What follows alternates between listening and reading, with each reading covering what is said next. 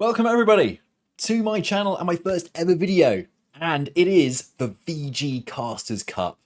So, as some of you may or may not know, I'm one of the Pokemon commentators for the official video game circuit, and I'm honoured to be part of this amazing Casters Cup. So, there's 16 casters, and we're all going to be battling out over the next few weeks to see who can really put the money where their mouth is and who is the best at Draft League. So I'm really excited to kind of be part of this, and this video is going to be about the team that I have built over the last few weeks in this snake draft that we've gone through, in the current regulation, and what sort of things and secrets that I might be able to kind of cook up. So let's have a look at the Winchester Murkrows, our team. So I hope you like the logo. Shmon made it for me expertly as well, so he's doing an excellent job with it. And I just love Murkrow too, one of my favourite Pokemon. And I'm from Winchester, so it kind of makes sense. Looks so cool. Here are the rest of the teams as well. So there's 16 of us, as I say. Not all of us are VG casters. We've actually got some TCG, we've got some Go casters as well. You can see all their logos there too. So this is all created by CASTER and has Barbarous, one of the admins, at the helm as well. And as you can see, we are all vying for that champion. Now, let's go over some of the rules. So, we've got 16 casters split into 2 divisions. So there's 8 of us in each. And so over the 7 weeks, each of us will play each other within the division. So I'm in the Blueberry division. I'll be playing against all of the 7 other people over those 7 weeks. And then after those 7 weeks, the top 4 of each of them will go to a single elimination top 8. And then from there, the champion will be crowned. So I'm really hoping to get there.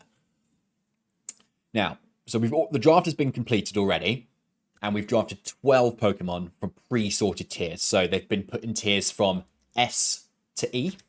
And if you see this table here, you can see that we can pick 1 S, 1 A, 2 Bs, 2 Cs, a D, and an E.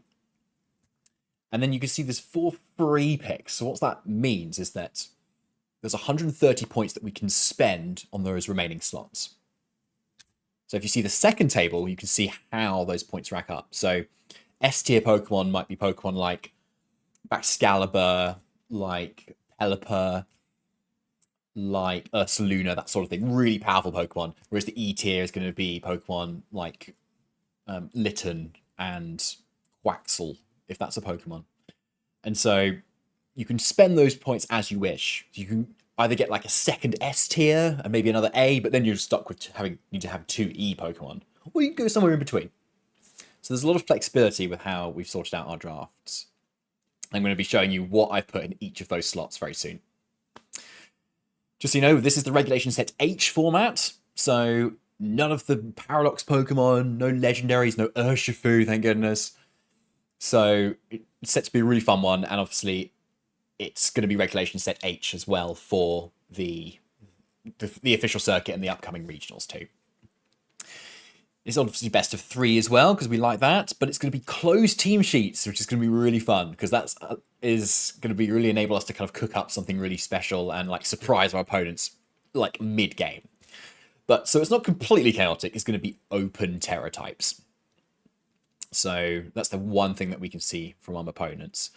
So obviously we'll be bringing 6 Pokemon to the battle of our 12, and that can change up each week. So let's get shortly into the actual Pokemon that I've drafted.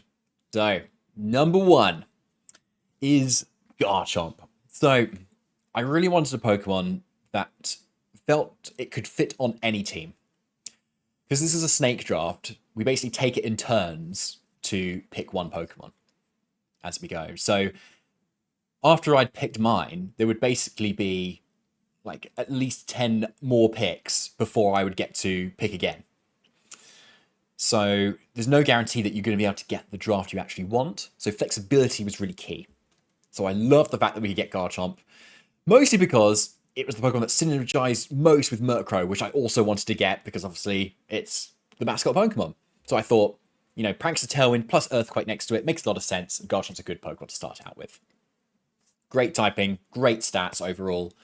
Rough Skin's an okay ability, and also gets that all-important ground coverage, which is actually quite rare in Regulation Set H, aside from Ursaluna. So I feel really good already having this Garchomp. So, second pick. Meowstic Male. So, yes, a prankster Pokemon. And you might notice that it's not Murkrow. So, you'd be wondering why, yes. And at this point, basically, Murkrow got sniped. By Chazindra, of course, of all people, right before I was going to pick as well. And to be fair to him, like, it does fit really well in his team. He got Kingdra, and then he got... And then Pelipper and Politoed were both sniped from him. And so he needed something with Prankster Rain Dance, and Murkrow does that and more, obviously. So unfortunately, I couldn't have Murkrow, but I definitely still wanted a strong Prankster user. Now, Meowstic Male is maybe not regulation meta, you might expect, but remember, this is closed team sheets. If you've ever had a look at Meowstic Male's move pool, you'll notice that it's huge. So many moves it gets. It's got Thunder Wave, it's got Trick Room, it's got Steel Swap, it's got Screens, it's got Fake Out, it's got a load of coverage moves as well. So, like, my opponent is just not going to be able to know what is coming their way until it starts using the moves, and it's already too late, basically. Which is why it's an A tier, and I'm quite happy to pick it too. The other cheeky thing it can do is also Prankster Gravity. So I thought I'd really like the idea of doing that next to Garchomp, which can obviously take advantage of that quite nicely with those ground-type moves. Not the greatest stats, but yeah, we'll do something about that. So next I kind of really wanted a fighting type. Now, originally I was thinking of getting Hariyama, because it's a really nice supportive fighting type, right? Fake Out, Wide Guard. But actually Hitmonlee has the same attack stat, also gets Fake Out, also gets Wide Guard, and a bunch of really good fighting type moves, and it gets Sucker Punch and Knockoff, for instance. So, but it's D tier, obviously, because it's got slightly lower stats in other areas. But I felt it was a more worth it pick for that, and I wanted to save my B tier picks for something a bit more unique. So, Hitmonlee is my choice. I really like it. It's another Fake Out Pokemon, which is going to be really strong, and especially if combined with when the Unburden ability is activated too, it's going to be very, very fast. And obviously I can go reckless as well if I want to be a bit reckless with what move choices I go for. And fighting types are just generally very good. It's strong against a lot of Pokemon, and the utility moves it gets are great. Now next, we've got Venusaur here. So Venusaur you normally see on Sun teams, right? So obviously I don't have a Sun setter yet, but we might just see one a little bit later. Now Meowstic Male can also set up the Sun as well, so I was really keen to get that, and especially with when it's got Gravity too, that not only grounds flying types and levitating Pokemon, it lowers every Pokemon's evasiveness, so suddenly Venusaur Sleep Powders are going to be connecting every single time. So another kind of strategy I wanted to go down. And of course Venusaur benefits a bit from close team sheets as well. It's got a lot of moves it usually wants to run. Earth Power, Weather Ball, Sludge Bomb, a Grass move, Protect, Sleep Powder, Growth. Maybe a few other moves as well. So, a nice pick to have, and one my opponents will definitely not want to underestimate. And so, with going for a Sun team, I had to pick Charizard, especially seeing it was in C tier. So, if any of you were following Regulation Set H regionals last year, you might have seen Marco Silva's Charizard Sun team really popping off and just doing so much damage. So I really wanted that on my team as well. As soon as the Sun is up, it doesn't matter if you resist fire, you're still taking so much damage with the solar power boosted attacks. So obviously this is very similar stats to Venusaur, very Gen 1, isn't it? But so powerful.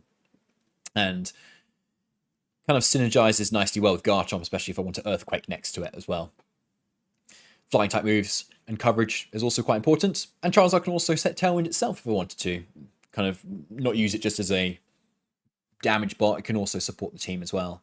And Charizard has a huge move pool. And so there's a lot of possibilities there. Now, if you looked at all of my other Pokemon at the moment, they're kind of weak to Dragon. You know, like, dragon types are great to bring versus me because they'll resist the grass and the fire from Charizard and Venusaur, and they'll be super effective against my Garchomp.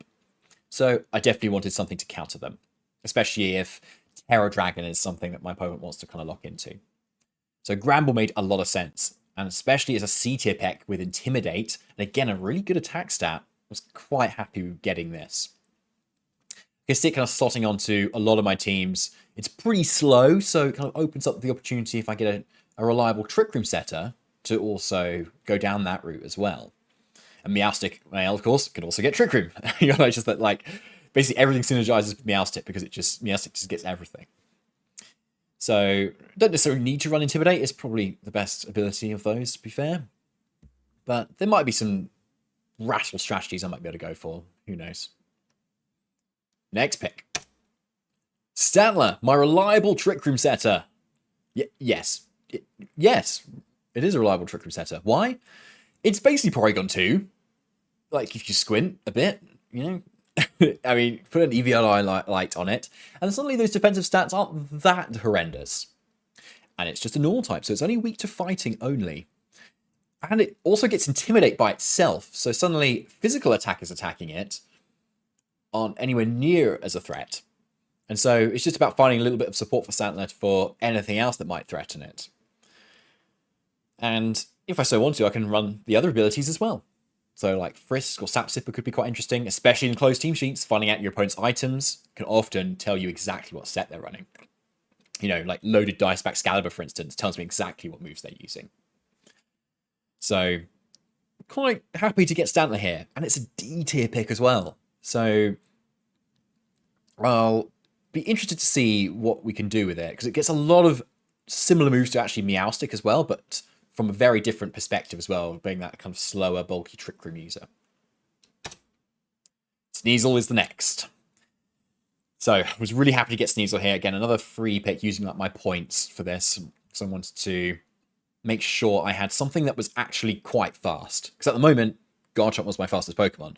So Sneasel definitely needed to come onto the team at least. Something that was a little bit faster, because there's a lot of Pokemon that hit around the 110 base speed mark. So obviously that blows them all out of the water. I can like Icy Wind to kind of help with speed control. It gets Knock Off, it gets Fake Out, plenty of other ice moves, Taunt, a lot of other supportive attacks as well. And within a Focus, can't even be faked out back. And can't be intimidated.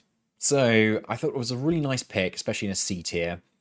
And having that ice type, again, is going to be really good for hitting those dragon types and those grass types that might want to try and resist Venusaur Sleep Powder. On top of that, as you can see, I haven't really gotten any Dark or Ghost types, so all those bulky Ghost and Psychic types that like to set up Trick Room often, I didn't have anything to super effect on those. So again, Sneasel is carrying a lot of weight here. But you'll find that it should be helped out by a few of my other picks coming up. So here is the epic Sunsetter Torkoal. So I did pick it rather late in the draft, as you can see. And so I was lucky it wasn't sniped. But yeah, Torkoal being an S tier pick does make a lot of sense. And so I felt it was a really great pick to have, especially with Venusaur and Charizard. You'll probably notice my team is probably the most Sun-focused of all the draft teams, once you have a look at other people's drafts. So great defensive stat, but obviously it's more well known for setting up the Sun and just blasting off with eruptions. And I do have a couple of Trick Room setters now to help make the most of that.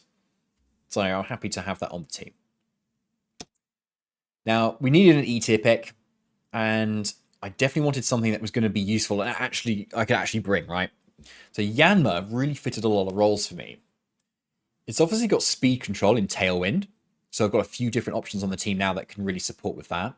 It's flying, so Garchomp can Earthquake next to it. And it's got really good abilities too, all of which I can see using. So speed boost, let's say protecting and then getting a speed boost and then being able to dish out whatever I like, basically against any other Pokemon in the format at that point, because it just gets so fast. Compound Eyes, very useful for using Hypnosis. So that would be a very nice move to use. I mean, even if I'm not using Compound Eyes, honestly, like if I'm using Yanma, I'm probably going to be just wanting to roll the dice a bit. And yeah, not the greatest stats. Probably going to be running a Focus Ash if I'm going to bring it here. It's not going to come to every game, obviously, but happy to have it here. Now, I definitely, as I say, needed another way to hit Ghost and Psychic types. So Miss Magius was a really good standout D pick to use up the rest of my points for the free picks. So as you can see, decent stats. It's got Levitate, so I can Earthquake next to it. And it's got Speed Control. It's got Mystical Fire, which is cool. Loads of coverage moves.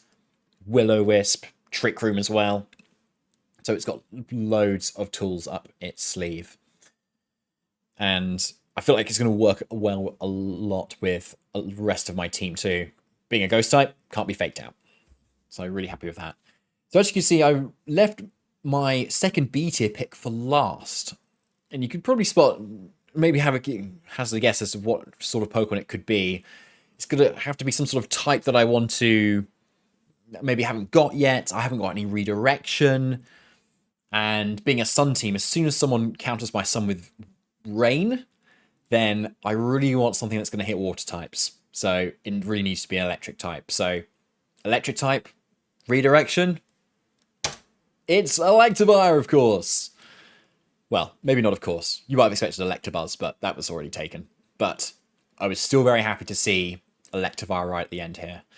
Because there aren't a lot of Follow Me users in the format, and pretty much all of them were taken by this point. So Magmortar was taken, Electabuzz was taken, Furret was taken, Clefairy was taken, Clefable was taken, even Sentret was taken. So there really wasn't a lot left.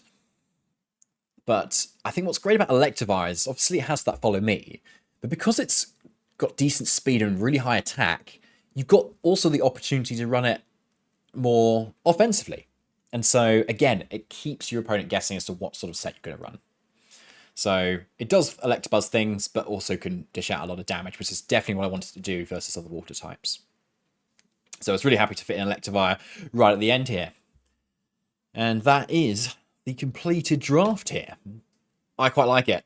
It's got Weather, it's got Prankster, Tailwind, Trick Room, Redirection, Fake Out, Intimidate, Sleep moves galore, honestly. And of course, the Smiley Venusaur. Who doesn't like Venusaur? I mean, half the battle is going to be throwing this guy out there and putting them off with that face. Now, a little bit sneak preview into who I'll be facing on week 1. So, I am the Winchester Murkrows, and we will be up against Leo Koenig of the Destined Darmanitans. And with a Sand team, and a very dedicated one at that. Leo's a Go-Caster, so he dabbles a lot in VG though, and he's very good, honestly. So I'm kind of really interesting to see whose Weather kind of really wins out in this match. Coming soon next week. And that's all for now. Thanks so much for watching, everyone, and we'll see you for week 1.